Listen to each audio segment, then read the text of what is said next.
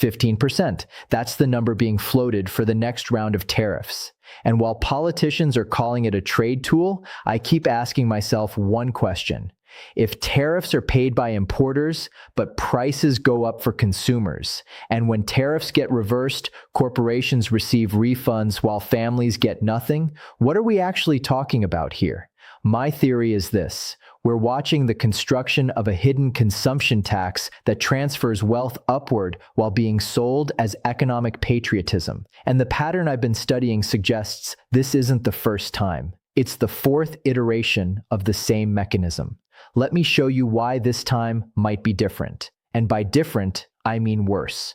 I'm not a financial advisor. This isn't financial advice. This is pattern recognition based on economic data, historical tariff outcomes, and institutional behavior analysis. And what I found suggests we're in the early stages of the largest regressive taxation shift in modern American history, disguised as trade policy.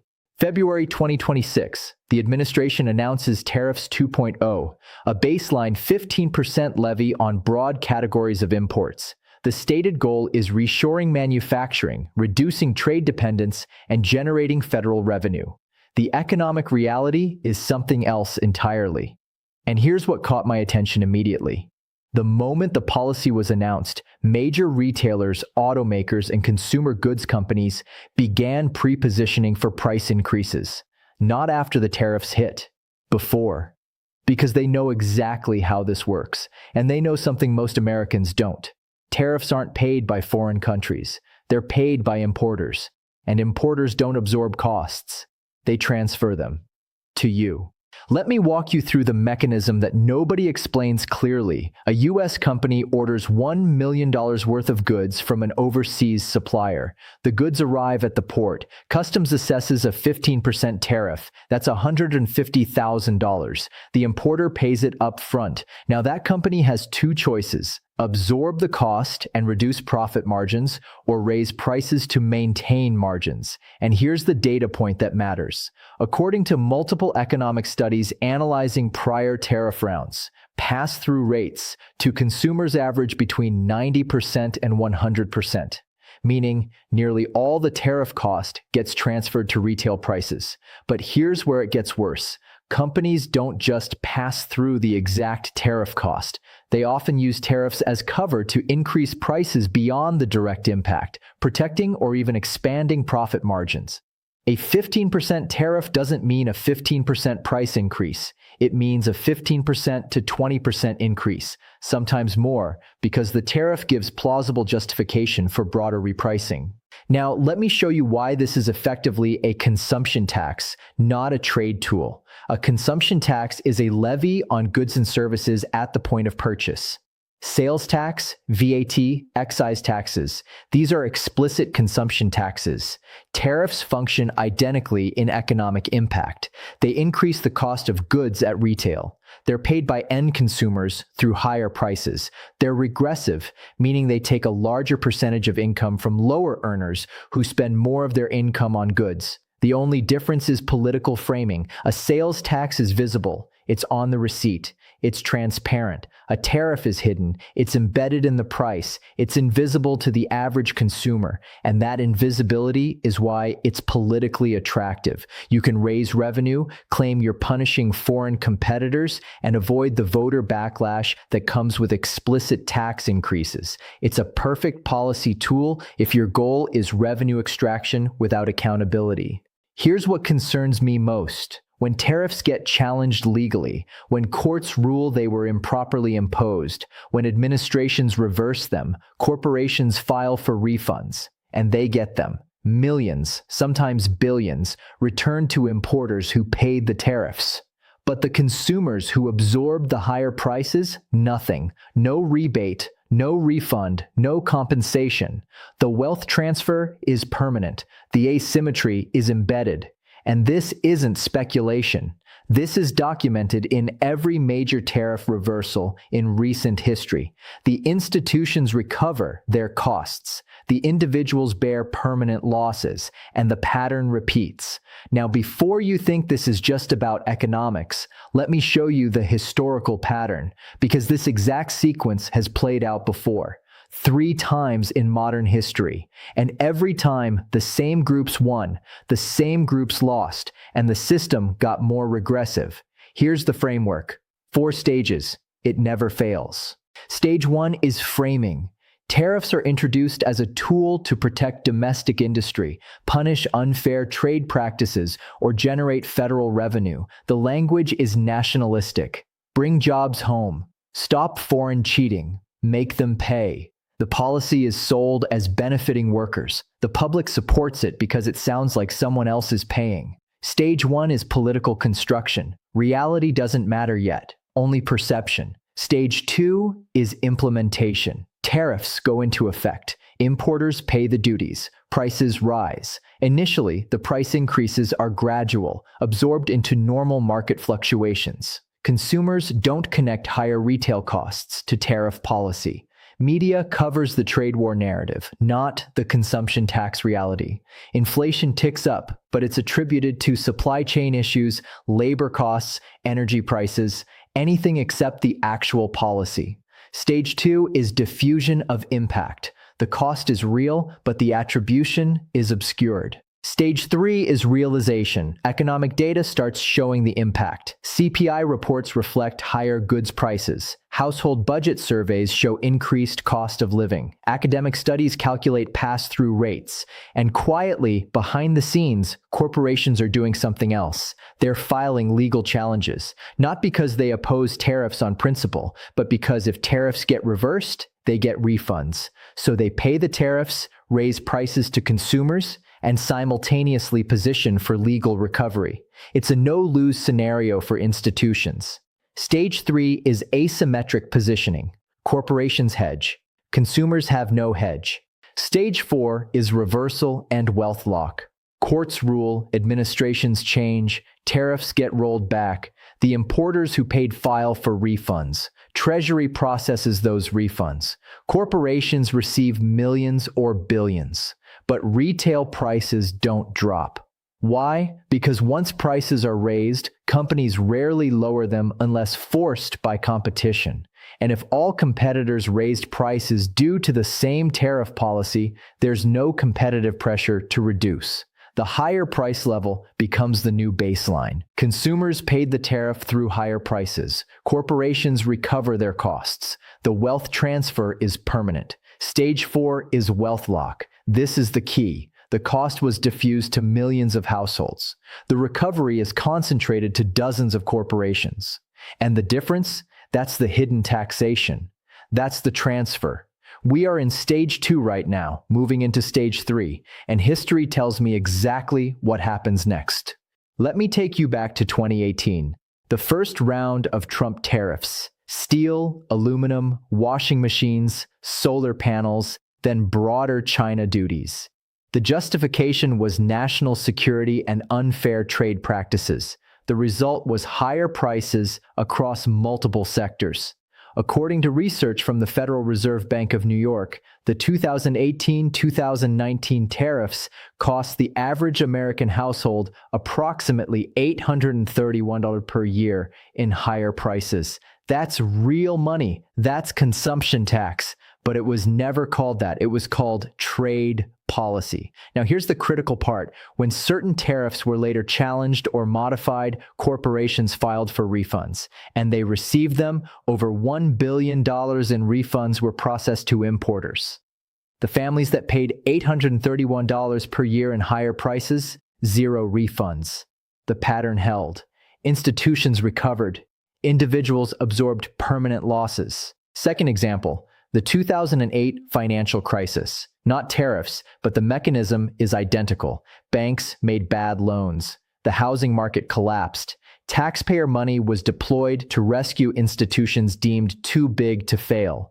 The justification was systemic risk. If banks failed, the economy would collapse. so $700 billion in TARP funds were authorized, and banks were made whole.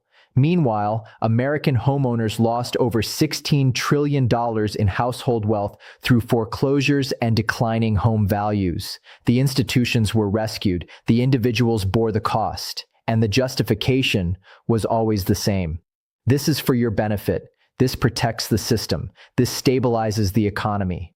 But when I look at who actually benefited and who actually paid, the answer is clear, and it's the same answer every time.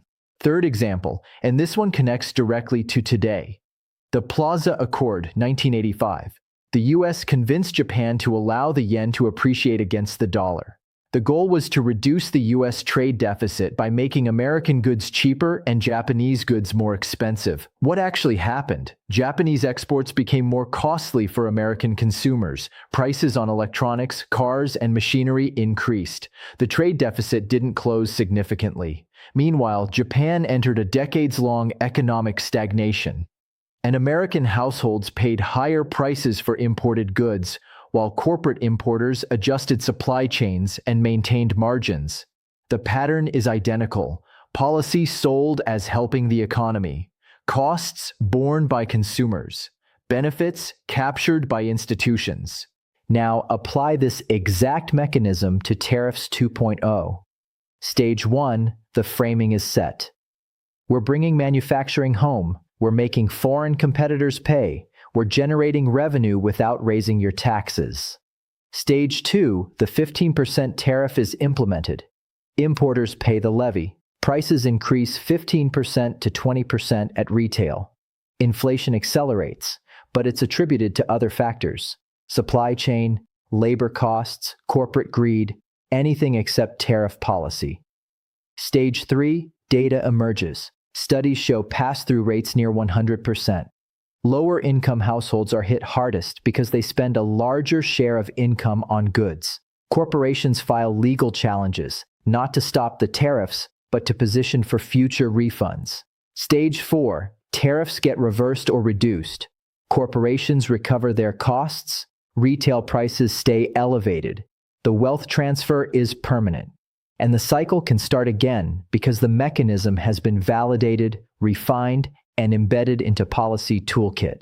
Here's the data that's terrifying me. According to Consumer Expenditure Survey data, the lowest income quintile spends approximately 32% of household income on goods subject to tariffs. The highest income quintile spends about 16%. So a 15% tariff policy that raises goods prices by 15% to 20% effectively takes 5% to 6% of income from low earners and 2% to 3% from high earners. That's regressive taxation by design, even if it's not called a tax. And here's the mechanism that makes it worse. High earners have disposable income. They absorb the price increase without changing consumption patterns. Low earners don't have that buffer. They either reduce consumption, which lowers quality of life, or they maintain consumption and go into debt. Either way, the impact is real, measurable, and permanent. Now let's talk about corporate behavior, and this is where the pattern gets really clear. Companies don't just pass through tariff costs. They use tariffs as cover for broader repricing strategies. Let me give you a concrete example. A retailer imports goods at $50 per unit. A 15% tariff adds $7.50, making the landed cost $57.50. The retailer doesn't just raise the price from $75 to $82.50 to maintain the same margin. They raise it to $90, citing tariff-related cost pressures and supply chain challenges. The customer sees a $15 increase and assumes it's all tariff, but only $7.50 is tariff. The other $7.50 is margin expansion disguised as tariff pass-through. And because all competitors are facing the same tariff, there's no competitive pressure to absorb any of the cost. It's a coordinated price increase enabled by government policy. And this isn't conspiracy. This is rational corporate behavior in a tariff environment. Here's what keeps me up at night. If tariffs are reversed, that retailer files for a refund of the $7.50 per unit they paid. They get it back, but they don't drop the retail price from $90 back to $75.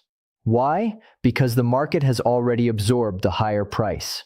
Consumer expectations have reset, And unless there's competitive pressure or demand collapse, there's no incentive to reduce prices. So the retailer paid $7.50 per unit in tariffs, recovered $7.50 per unit in refunds, and kept the $15 per unit retail price increase. They made $7.50 more per unit than they would have without the tariff ever existing. And the consumer paid $15 more. That's not trade policy. That's wealth transfer. Now let me show you the federal revenue angle. And this is where the political incentive becomes clear. The federal deficit for fiscal year 2025 was approximately $1.78 trillion.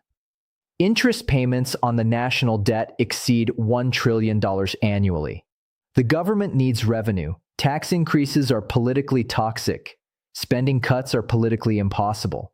So tariffs become the path of least resistance. Call it trade policy. Call it national security. Call it fair trade enforcement. But functionally, it's a revenue tool. A 15% tariff on $3 trillion worth of imports generates $450 billion in annual revenue. That's not insignificant. That's a major fiscal input. And because it's embedded in prices rather than visible on receipts, voters don't connect it to taxation. They see higher prices, but they blame corporations, inflation, supply chains, not the tariff policy that caused it. Here's the mechanism that makes this particularly insidious. Income taxes are progressive. Higher earners pay higher rates. Capital gains taxes target investment income. Corporate taxes target business profits. But tariffs are regressive. They take a larger share of income from those who can least afford it. So when government shifts revenue generation from progressive taxes to regressive tariffs, it's not just a policy change. It's a wealth transfer mechanism. And because the language is trade policy, not tax policy, the distributional impact is invisible to most voters. You're paying more at checkout. But you're not connecting that to the tariff. You're blaming the store, the brand, or the economy in general. And that's by design. Now let me connect this to the inflation narrative. CPI data for 2024 showed inflation moderating. Core inflation was around 3.2%, headline inflation around 2.9%. The Federal Reserve was signaling potential rate stability, and then Tariffs 2.0 gets announced. What happens? Goods prices are about to jump 15% to 20% across multiple categories. That feeds directly into CPI. Inflation accelerates. The Fed is forced to keep rates higher for longer. Mortgage rates stay elevated. Credit card rates stay high. Auto loan rates don't come down. So the tariff doesn't just increase the cost of goods. It keeps borrowing costs high across the economy. And who benefits from high rates? Banks. Financial institutions. Who gets hurt? Borrowers, home buyers, small businesses. The pattern is consistent. Policy creates conditions that benefit large institutions and burden individuals. Here's the data that scares me most. According to household debt data, American consumers are carrying approximately $17.5 trillion in debt. Mortgages, auto loans, credit cards, student loans. When tariffs increase goods prices, households have less disposable income. When they have less disposable income, they maintain consumption using credit. When credit use increases, debt grows. When debt grows, interest payments increase. And when interest payments increase, the share of income going to service debt rises, leaving even less for consumption or savings. It's a debt spiral enabled by tariff policy. And the beneficiaries are financial institutions collecting interest. The losers are households trapped in escalating debt. Now let me show you the historical pattern of tariff reversals, because this is where the wealth transfer becomes undeniable. In 2020, certain Section 301 tariffs were challenged. Courts ruled some were improperly imposed. Treasury had to process refunds. Over $2 billion was returned to importers. Corporations recovered their costs, but retail prices on those goods didn't drop. Why? Because by 2020, the higher price level was normalized. Consumers had already absorbed it. Supply chains had adjusted. Retailers had reset margin expectations. So the tariff cost was passed to consumers. Then the tariff was reversed and refunded to corporations. And the price stayed high. That's pure wealth transfer. And it's about to happen again at scale. Here's what I think happens with Tariffs 2.0. The 15% levy goes into effect. Prices jump. Consumers absorb the increase. Corporations file legal challenges not to stop the policy, but to position for refunds. Within 18 to 24 months, some tariffs get challenged successfully. Courts rule certain applications were improper. Treasury processes refunds. Billions flow back to corporations. But prices stay elevated. And the difference between what consumers paid in higher prices and what corporations recovered in refunds? That's the hidden tax. That's the regressive wealth transfer. And it will be the largest in modern history. Now let me talk about the political incentives, because this is why the pattern keeps repeating. For politicians, tariffs are perfect. You can claim you're protecting American workers without raising visible taxes. You can generate federal revenue without calling it revenue. You can blame foreign countries for higher prices even though the costs are paid domestically. And when the policy eventually fails to achieve its stated goals, you can blame courts, bureaucrats, or the next administration. There's no accountability loop. The costs are diffused. The benefits are concentrated. And the political incentives favor continuation, not correction. Here's what concerns me about Stage 3. We're entering the realization phase right now. Economic data is starting to show the impact. Think tanks are calculating pass-through rates. Household surveys are showing cost of living increases. And behind the scenes, corporations are preparing legal challenges, not public challenges, quiet ones, filed through trade attorneys, positioned for future recovery. They're paying the tariffs, raising prices, and hedging for refunds. It's a perfect strategy. They can't lose. But consumers, no hedge, no refund option, no recovery mechanism. The asymmetry is absolute. Now let me show you the alternative scenario, because there is a world where tariffs work differently. If tariffs were narrowly targeted on specific goods where domestic production capacity actually exists, if they were paired with aggressive policies to prevent price gouging, if they included automatic refund mechanisms to consumers when tariffs were reversed, if they were structured progressively to minimize impact on low-income households, then maybe they could function as industrial policy rather than regressive taxation. But that's not how they're designed. They're broad-based. There's no price control. There's no consumer refund mechanism. There's no progressive structure. So in practice, they function as hidden consumption taxes that transfer wealth upward while being sold as economic nationalism. Here's the pattern, and once you see it, you can't unsee it. Policy is proposed as helping workers. The framing is nationalistic, protective, fair. Implementation creates costs borne by consumers and benefits captured by institutions. Data reveals the impact, but by then, the costs are normalized. Reversal refunds institutions, but not individuals. And the cycle repeats because the political incentives remain unchanged. This is the machine. And the machine runs on wealth transfer disguised as trade policy. So here's what concerns me most. We're not just looking at Tariffs 2.0, we're looking at the fourth iteration of a proven wealth transfer mechanism that's been refined, tested, and embedded into policy infrastructure.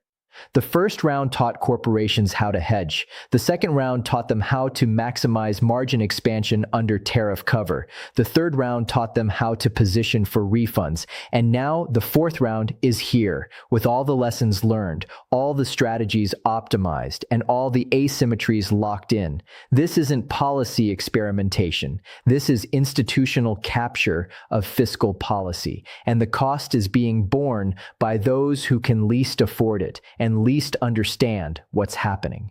I'm not saying tariffs are never justified. I'm not saying trade policy doesn't matter. I'm saying this specific implementation, with no consumer protection, no progressive structure, and no refund mechanism for individuals, functions as regressive taxation. And when combined with corporate legal strategies that position for recovery while maintaining elevated prices, it becomes wealth transfer. And that transfer isn't accidental. It's structural. It's designed into the policy architecture. Whether intentionally or through institutional incentive alignment, the outcome is the same. Here's my question. If a 15% tariff raises prices by 15% to 20%, and you pay that increase every time you shop, and corporations recover their costs when tariffs are reversed, but you never get a refund, what do you call that? I call it a hidden consumption tax with upward wealth transfer. And if you see it differently, I genuinely like to understand why. Because the data, the history, and the mechanism all point to the same conclusion. And once you see the pattern, once you see who pays and who recovers, once you see the asymmetry embedded in every stage, you understand. This isn't about trade. This is about fiscal extraction, disguised as economic policy, and it's happening right now. If you want to follow this as it unfolds, subscribe. Because Tariffs 2.0 is just the beginning. The fiscal pressure that drives these policies isn't going away. The debt is still growing, the deficits are still expanding, and every time government needs revenue, without calling it a tax, this mechanism will be deployed. The people who see the pattern, who understand the 4 stages, who recognize the wealth transfer, they won't be surprised when prices jump and refunds flow to corporations. They'll understand what's actually happening. Everyone else will just wonder why everything costs more. Don't be everyone else.